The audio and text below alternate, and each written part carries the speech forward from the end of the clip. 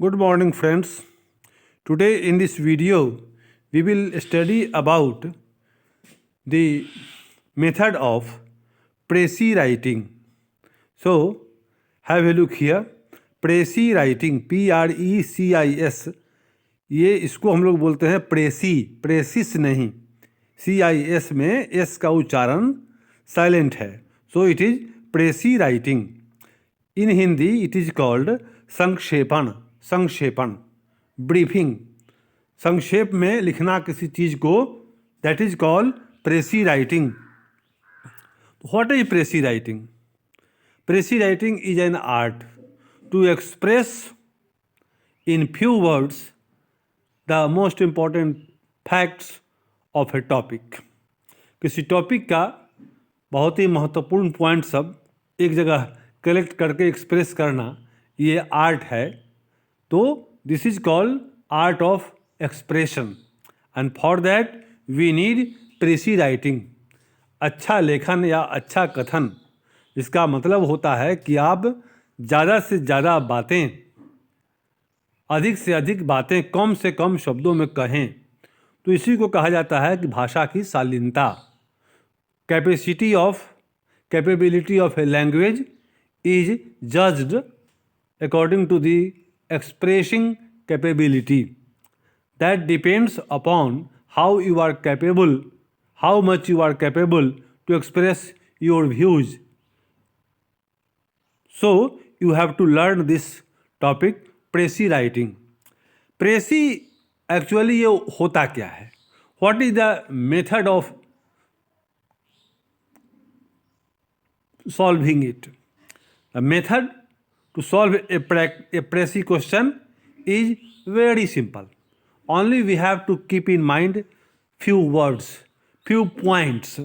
Actually, those points are that it is an art in composition with precision and without ornamentation. It is an art in composition. रचना में, composition में एक art है जो with precision, precision मतलब संक्षेपण, कम से कम शब्द में कहना, एंड विदाउट ऑर्नामेंटेशन. ये ऑर्नामेंटेशन मतलब एडजेक्टिव का बहुत ज़्यादा प्रयोग, इससे ऑर्नामेंट मिल जाता है भाषा को. तो भाषा में अगर ऑर्नामेंट को हम लोग हटा दें, कम से कम शब्द में कहें, सिर्फ फैक्ट की बात करें, तो निश्चित रूप से वो कुछ कम शब्दों में हो जाएगा. तो ज़्यादा शब्द की जगह पे आप कम शब्द का यूज करेंगे. उसके लिए ज़रूरी है कि आप प्रिसीशन मतलब संक्षेपण पर ध्यान दें और उसमें ऑर्नामेंटेशन को हटाएं, जो भाषा का आवरण है. भाषा जो ऊपर से हम लोग अच्छा लगने के लिए उसमें विशेषण वगैरह का प्रयोग कर देते हैं, उस पर ध्यान देंगे, कंट्रोल करेंगे और सिर्फ फैक्ट को हाईलाइट करेंगे. The writer is taught in the process how to express the ideas. इसमें लेखक को यह सीखना होता है उसको कि how to express the ideas without ambiguity. Ambiguity मतलब उसको कहते हैं आप एक एम्बिग्यूअस मतलब अस्पष्ट. वो बहुत बड़ा जाल बना दिए, लच्छेदार भाषा हो गई, बहुत बड़ा विशेषण का प्रयोग कर दिए बहुत ज़्यादा, तो एम्बिग्यूअस हो गया. तो अस्पष्ट को आपको स्पष्ट करना है. एम्बिग्यूटी को जो है, अस्पष्टता, उसको हटाना है और उसको क्लियर करना है. तो बट इफेक्टिवली एंड ब्रीफली. तो विदाउट एम्बिग्यूटी, एम्बिग्यूटी को हटाएंगे और इफेक्टिवली एंड ब्रीफली, संक्षेप में और प्रभावी ढंग से हम लोग कह पाएंगे. इसके लिए प्रेसी राइटिंग को सीखेंगे. तो ये precis writer has to work within strict limit. तो प्रेसी लेखक को क्या करना होता है, संक्षेपण बनाने वाले को. ये हिंदी में भी है, तो हिंदी में भी सेम रूल है, ऐसा ही हिंदी में भी है. तो precis writer has to work within strict limit and has to be very careful in the use of words. अब एक्चुअली आपको हर वर्ड का मीनिंग आना चाहिए. जो पैसेज आप पढ़ रहे हैं, जिसका आपको प्रेसी बनाना है, उसके हर वर्ड का मीनिंग जानना ज़रूरी है. अगर वर्ड का मीनिंग ही नहीं आएगा तो फिर आप बात ही नहीं समझेंगे, तो बनेगा क्या. तो करना यह है कि जो पैसेज आप पढ़ेंगे, जिसका प्रेसी करेंगे, तो उसको पूरी तरह से पढ़ेंगे, उसका मीनिंग समझेंगे और उसमें सीधे जो बात कही गई है उसको लिखेंगे, उसमें जो ताम झाम है भाषा का उसको हटाएंगे, सीधे फैक्ट को लिखेंगे। तो आपको वर्ड्स का यूज आना चाहिए। तो इसमें अब अगर ये पॉइंट को पॉइंट वाइज करके देखें तो उसको इस रूप में आप लिख सकते हैं। जैसे पहला स्टेप है, the first step is passage must be read carefully. जो पैसेज आपको मिला, you have to read that passage very carefully. उसको बहुत सावधानी पूर्वक पढ़ें और उसमें जो फैक्ट है उसको दिमाग में बैठाएं। टू चूज ए टाइटल, आपको टाइटल भी चुनना पड़ेगा। पैसेज में टाइटल रह भी सकता है, नहीं भी रहेगा। तो नहीं रहेगा तो आपको टाइटल अपने मन से देना पड़ेगा। The key sentence to be found out, उसमें की सेंटेंस क्या है? की सेंटेंस वो हुआ जो सीधे फैक्ट को शो करता है। फैक्ट जो है, जो टॉपिक है, किसी की न किसी टॉपिक पर ही पैसेज होता है, तो उस टॉपिक से संबंधित जो सीधी बातें हैं, जो फैक्चुअल हैं, उनको आपको हाईलाइट करना है, उसको बोलेंगे की सेंटेंस। तो you have to find out key sentences, you have to select title, you have to read carefully the whole passage, original to be read again, original to be read again। इसका meaning है कि जो पाठक उसको पढ़े, जब आपने प्रेसी बना दिया, संक्षेपण आपने तैयार कर दिया और तब कोई पढ़ने के लिए आया, तो उसको लगे कि वो एकदम ओरिजिनल ही पढ़ रहा है। ऐसा नहीं है कि उसका कहीं का किसी का पैर टूट गया और किसी का हाथ फूट गया, तो ऐसा नहीं लिखेंगे। लिखेंगे कि पढ़ने वाले को लगे कि वो संपूर्ण है, मतलब फैक्ट उसका छूटा हुआ नहीं है, वो ओरिजिनल राइटिंग की तरह पता होना चाहिए। ये नहीं लगता हो कि इसका मूल भाग कहीं अलग है, उसमें से कुछ सेंटेंस निकाल के हमने यहाँ लिख दिया तो ये हो गया। ऐसा नहीं है सर जी। बात यह है कि original to be read again, दोबारा पढ़ें। दैट शुड सीम ओरिजिनल, वह ओरिजिनल मालूम पड़ना चाहिए, मौलिक मालूम पड़े। More carefully word for word, तो हर शब्द पर ध्यान देना पड़ेगा, इसके लिए सावधानी पूर्वक। Important points to be noted down, important points of the passage should be noted down. आप इंपॉर्टेंट पॉइंट को नोट करेंगे, कहीं एक रफ तैयार करेंगे। पहले प्रेसी में कहा जाता है कि आपको निश्चित रूप से रफ करना चाहिए, बगल में एक पेज पर रफ कीजिए, तब उसको फाइनल लिखिए। Original to be compared with the noted points. अब ओरिजिनल में आप नोटेड जो पॉइंट नोट करेंगे उससे कंपेयर भी कीजिए, कुछ छूटा तो नहीं। It should be in precis writer's own words only. अब ये नहीं है कि जो उसमें शब्द दिया है उसी शब्द के आधार पर आप बना दीजिए, no. Your word selection should be your own. ये आपको प्रेसी राइटिंग का मेन एम ये है, ये शो करना कि आपको भाषा पर कमांड है, आप जानते हैं, लैंग्वेज पर आपकी पकड़ है। मतलब क्या है कि वर्ड स्टॉक आपके पास है, ग्रामेटिकल रूल्स आपको पता हैं, आपके पास में थॉट है, आप पढ़ सकते हैं। तो precis writer's own words only. आप प्रेसी राइटिंग में ही नहीं, my dear friends, I want to advise you that whatever you are writing that must be your own। आप किसी की नकलची मत बनिए।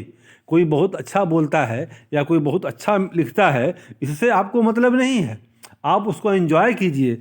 But when you are expressing your views either in written form or in oral, then you will have to express your own ideas, you have to select your own words। आप लिख रहे हैं, ये आपका लिखा हुआ है, ये किसी को पढ़ने से मालूम पड़े, ये नहीं हो कि आपने किसी का ले करके उसको देख करके लिख लिया है। इसलिए मैं शुरू से ही कह रहा हूँ, आप 11th-12th के स्टूडेंट्स, आप अगर एग्ज़ाम में जा रहे हैं तो आप वहाँ इस बात का ध्यान दीजिए कि लैंग्वेज में ये होप नहीं किया जाता है कि आप किसी का फोटोकॉपी बनिए। Originality is the best form of art. Original होना चाहिए। ओरिजिनल का मतलब है whatever you are you have to express that, so use your own words. Figure of speech, अलंकार, quotations, examples, repetitions should be avoided. Repeat किया हुआ है कोई लाइन, उसको हटाइए। एग्जाम्पल्स दिया हुआ है, उसकी आवश्यकता नहीं है, सीधे आपको फैक्ट लिखना है। एग्जाम्पल प्रेसी में नहीं लिखा जाता है। कोटेशन, किसी का स्टेटमेंट है, उसको हटाइए। फिगर ऑफ स्पीच, अलंकारिक भाषा का प्रयोग नहीं करें, आप सिंपल लिखिए। Use indirect narration, indirect narration का यूज करें, डायरेक्ट में नहीं लिखें। I said comma inverter comma I am going, तो उसमें लिखेंगे मैंने, आप उसको इनडायरेक्ट में बदलिए। डायरेक्ट कोई सेंटेंस उसमें नहीं लिखाएगा, उसमें सेंटेंस लिखाएगा indirect. I said that I was going, ऐसा। तो इनडायरेक्ट नरेशन लिखिए और पास्ट टेंस का यूज करें। ये प्रेसी राइटिंग में you have to use past tense, third person का यूज करें, थर्ड पर्सन का यूज करें। मैंने आपकी तरफ से नहीं कहा जा रहा है, वो कि जिसके विषय में है उसी टॉपिक को हाईलाइट करके लिखें, that is called writing in third person. और इम्पर्सनल फॉर्म ऑफ एक्सप्रेशन, प्रेसी में कोई व्यक्तिगत बात नहीं होनी चाहिए, आपको इम्पर्सनल, निर्वैयक्तिक, आपको आपके व्यक्तित्व का उस पर कोई इफेक्ट नहीं हो, only fact should be expressed. Revise, जब पूरा हो जाए तो क्या करेंगे, रिवाइज करेंगे। Give a title, make fair display of the precis on the paper, वो साफ सुथरा लिखा होना चाहिए। Writing must be neat and clean. Be sure that precis has become brief, निश्चित होइए कि प्रेसी जो आपने तैयार किया that has become brief, clear and accurate.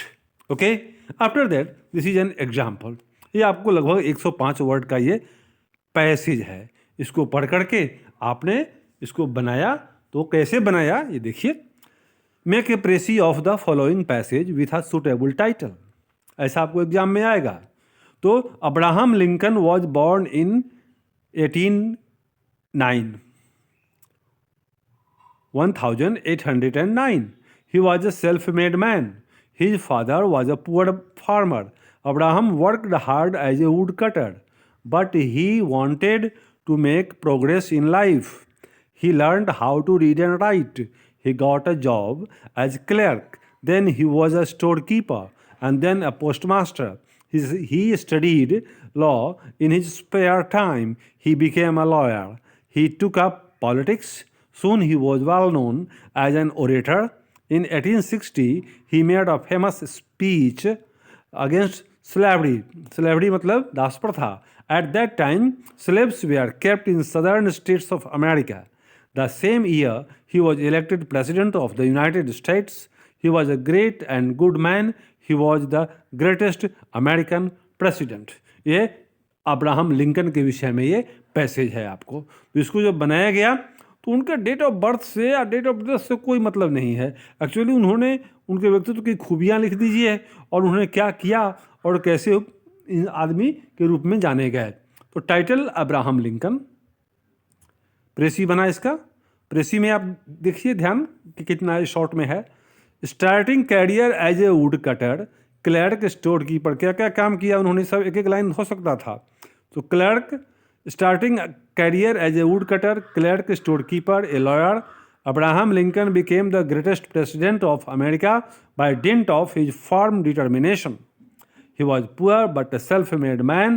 His speech against slavery was unforgettable.